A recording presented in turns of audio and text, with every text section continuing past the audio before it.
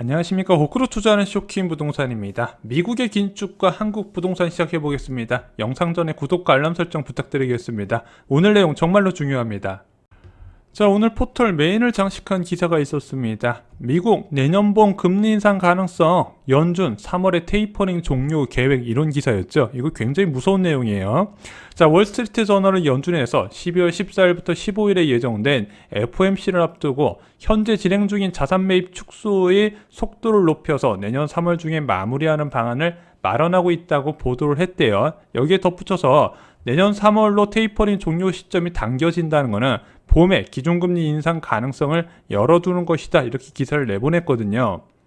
자, 지난 11월 FOMC 회의에서 테이퍼링이 시작이 됐습니다. 매월 1200억 달러의 양적 완화를 진행하면서 국채와 MBS를 사들이면서 돈을 풀어 제꼈었는데, 그것을 11월 FOMC에서 150억 달러씩 단계적으로 축소하는 것이 결정이 된 거예요. 그래서 1200억 달러에서 900억 달러로 줄어들게 되죠. 자, 그런데 12월 FOMC에서 무엇이 결정될 것이다? 이 테이퍼링 규모를 2배로 늘려나가서 300억 달러씩 축소를 시킨대요. 그러면은 1월부터 3월까지 진행을 하면은 양적 완화가 내년 3월에 종료가 되는데, 그것을 연준에서 준비하고 있다는 기사가 난 겁니다.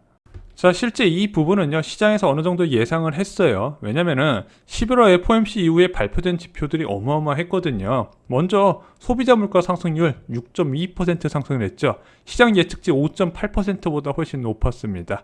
미국 주택가율 지수 전년 대비해서 17.7% 급등 상황이고요. 미국 실업률 4.2%, 그리고 미국 실업수당 청구 건수가 코로나19 이전 수준으로 회복이 됐다는 겁니다. 물가는 치솟는데 고용지표는 안정된 모습이 나타나요. 이것을 종합하면요, 완화적 통화정책의 명분은 사라지고 부작용만 남아있기 때문에 이거 통화당국에서 빨리 스탠스를 바꿀 수밖에 없는 상황이 펼쳐졌다는 거죠. 자, 특히 제롬 파월 의장의 물가에 대한 인식이 크게 바뀌었습니다. 지속적으로 인플레이션은 일시적이라고 주장했는데, 이제는 인플레이션이 일시적이 아닐 수도 있다고 이야기를 하고 있어요. 자, 그런데 저는 제롬 파월 의장의 비주기적 발언에 대해서 여러 차례 해석을 드린 적이 있습니다. 왜냐면은 중앙은행에서 양적 완화 등의 또는 제로금리 등의 완화적 통화정책을 지속시키기 위해서는 일정 수준의 명분이 있어야 된다. 그래서 한국은행 같은 경우는 물가나 또는 성장률을 보고, 미국 같은 경우는 고용지표에 대해서 중요하게 바라보는데, 제롬 파월 의장의 이런 태세 전환은 완화적 통화정책의 목적을 달성했다고 연준에서 판단하기 때문에 가능했다, 이렇게 말씀을 드립니다. 그러면은 목적은 달성하고 부작용만 남았어요. 이 부작용을 잡기 위해서 빠른 긴축으로 전환이 된다는 거죠. 자, 그래서 추가로 나온 전망이 내년 봄금리 인상이에요. 자, 2022년에 FOMC 일정 보면요, 3월, 5월, 6월에 봄에 회의가 있습니다. 자, 그런데 일부 기사에서는 3월에 양적 완화 종료하면서 동시에 금리 인상할 가능성이 있다는 이야기가 나오고 있어요.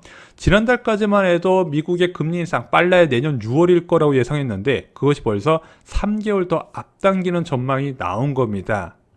자, 근데 여기서 전망이 엇갈리는 게 있어요. 자, 미국에서 기준금리 인상을 빨리 하는 건 알겠다. 문제는 빨리 하는 것만큼 중요한 게 어떤 속도로 금리 인상을 할 것인지를 봐야 되는데, 지금 대부분의 전문가들이 어떤 식으로 예상한다?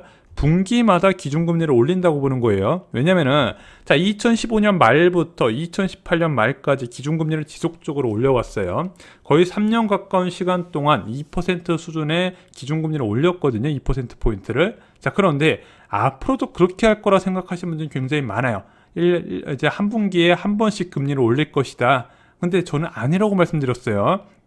자, 이런 식으로 금융 불균형 방지 목적을 위한 기준금리 인상하고 물가 불안에 대응하는 기준금리 인상은 속도가 다르다는 거죠.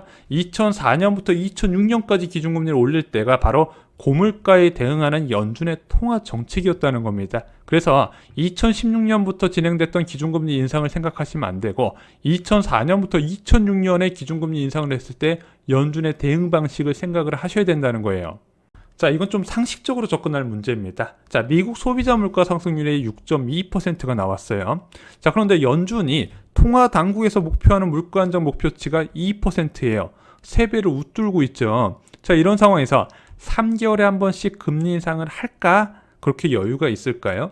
지금 제롬 파월 의장도 내년에 물가 안정이 확신 안 된다고 이렇게 이야기를 했어요. 왜? 이것은 좀 구조적인 문제가 여러 개 있기 복합적으로 쌓여 있기 때문에 그래요. 그러면은 3개월의 인상, 3개월마다 인상이 아니 더 자주 인상할 가능성, 15년 만에 물가 불안에 대응하는 연준의 모습을 보게 될 것이다. 그런데 내년에 3월까지 포함해서 이제 연준 회의가 6차례 있거든요. 그러면은 회의 때마다 올라갈 가능성도 어느 정도 마음속에 예상을 해두셔야 된다는 거예요. 자, 그리고 이런 속도도 중요하지만 어디까지 올라갈까 상단도 중요하거든요. 자, 지금 물가가 6.2%입니다. 자, 그러면은 이게 앞으로도 이렇게 유지될 거라 생각하진 않아요. 그럼 어느 정도 좀 둔화가 되겠죠. 그러면은 내년에 아니면 내후년에 3에서 4% 수준의 물가 상승률이 나온다고 생각을 해보겠습니다. 이것도 긍정적 시나리오일 경우에요. 자, 그러면은 이 3에서 4% 수준의 물가 상승세가 지속되고 연준의 목표치를 초과하는데 2% 수준의 기준금리가 과연 정당성을 부여할 수 있을까? 없다는 거죠. 2% 수준도 완화적으로 느껴질 수 있다는 거예요. 한마디로 미국의 기준금리의 중립금리 수준이 상당히 올라갈 수 있다는 거죠. 그것도 굉장히 중요한 부분입니다. 자, 2021년 9월 FOMC 점도표를 보면요. 많은 연준 위원들이 중립금리 수준을 2.5%로 예상을 했습니다. 하지만 상당 부분 많은 변화가 있을 걸 예상을 해두셔야 돼요. 그래서 미국 중립금리를 전망한 건 현재로서는 어려워요. 왜냐하면 2023년 이후에 물가 지표와 연계가 되기 때문이고 이 물가는요. 그때의 유가 등의 원자재 가격이 나와 봐야 할 수 있거든요. 그런데 일부 지금 전문가들이 국제 유가가 내년부터 시작해서 걷잡을 수 없이 크게 올라갈 가능성에 대해서 경고를 하고 있고 저도 그 가능성에 대해서 여러 차례 말씀을 드렸죠. 그래서 미국의 중립금리가 상당히 높아질 수 있고 그 중립금리까지 가기 위한 속도가 굉장히 빨라질 수 있다는 것을 지금 대한민국 부동산 시장 참여자들도 주의를 하셔야 된다는 거예요. 자, 한국 부동산 시장이 미국 금리 변화에 어떤 영향을 받을까요? 바로 미국 기준금리가 한국 기준금리를 끌어올린다는 거죠. 그래서 원래 저희가 예상하기로는 그럴 만한 시기가 2024년 정도는 될 거라고 생각했거든요. 자, 내년 말에 대한민국 기준금리가 1.75%까지 올라간다는 전망이 지배적입니다. 그리고 2023년 말에는 어디까지 올라갈까? 몰라요. 그것을 결정하는 게 미국의 기준금리라고 말씀드렸습니다. 그런데 미국에서 내년 3월의 금리 인상을 포함해서 굉장히 빠르게 금리를 올리게 될 경우에 1.5% 수준까지 봐야 되거든요. 그리고 2023년에는 아무리 못해도 2.75%까지 올라갈 가능성도 있습니다. 왜? 한 번씩 분기마다 올리고 플러스 한 번만 더 올려도 2.75%가 되는데 여기서 물가가 안 잡히면 3%까지도 봐야 돼요. 그럼 대한민국이 금리를 어디까지 올려야 된다? 아무리 못해도 2%에서 2.25%까지는 봐야 된다는 거죠. 그래서 2023년에 2% 수준의 기준금리도 대한민국 부동산 시장 참여자들이 염두를 해야 된다는 겁니다.